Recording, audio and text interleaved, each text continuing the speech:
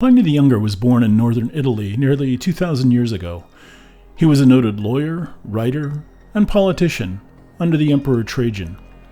Pliny's modern fame rests mostly on his collected letters, many of which were written with an eye toward publication and arranged by Pliny himself. He wrote on many subjects, including a letter on the subject of ghosts, which we'll read from today. It is interesting how Pliny's ghost story, written almost 2,000 years ago, fits into the tradition of Grateful Dead stories, a classification of tales of spirits who linger because their remains have not been properly laid to rest. Or alternately, there is unfinished business from which the spirit of the deceased attempts to invoke assistance from the living. If you want to read more about Grateful Dead stories, I've included a link down in the description. On to Pliny's story. There was in Athens a large and roomy house, which had a bad name so that no one would live there. In the dead of the night, a noise resembling the clashing of iron was frequently heard, which, if you listened more attentively, sounded like a rattling of chains, distant at first, but approaching nearer by degrees.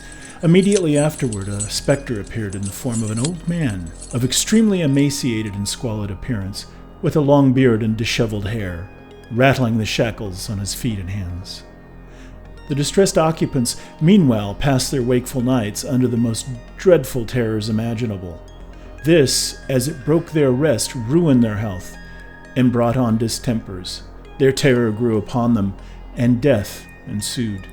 Even in the daytime, though the spirit did not appear, yet the impression remained so strong upon their imaginations that it still seemed before their eyes, and kept them in perpetual alarm.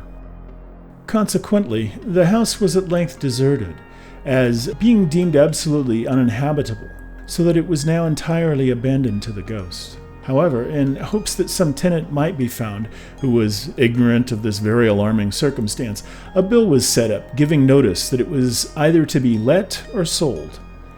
It happened that Athenodorus, the philosopher, came to Athens at this time, and, reading the bill, inquired the price. The extraordinary cheapness raised his suspicion.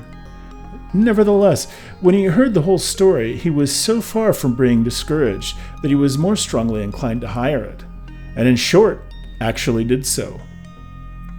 When it grew toward evening, he ordered a couch to be prepared for him in the front part of the house, and after calling for a light, together with his pencil and tablets, directed all his people to retire.